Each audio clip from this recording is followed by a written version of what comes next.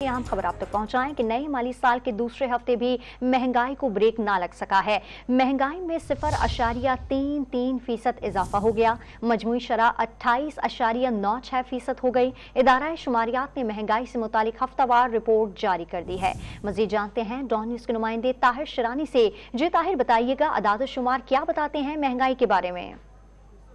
देखें, हुकूमती इक़दामात महंगाई को कंट्रोल करने के लिए ताहाल सूदमंद साबित नहीं हुए हैं, क्योंकि जो नया माली साल शुरू हुआ है 1 जुलाई को, उसके बाद मुसलसल दूसरे हफ्ते भी महंगाई में इजाफा रिकॉर्ड किया गया है।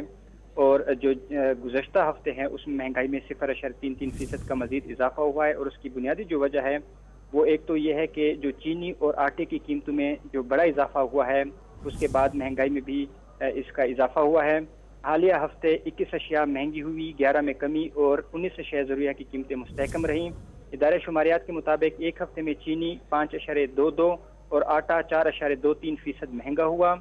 इसी तरह हालिया हफ्ते के दौरान गुड़ की कीमत में भी 3.68% का इजाफा रिकॉर्ड किया गया, जबकि अंडे, आलू, दही, दूध, लहसुन की कीमतों में भी इजाफा हुआ। यानी जो बुनियादी अशिया ज़रूरिया हैं उनकी कीमतों में हालिया हफ्ते के दौरान इजाफा हुआ। ताहम एक हफ्ते में केले 12.18 और टमाटर 6.35% सस्ते हुए, जबकि प्याज, घी और LPG की कीमतों में भी हालिया हफ्ते के दौरान कमी हुई है। बहुत शुक्रिया आपका ताहिर शिरानी।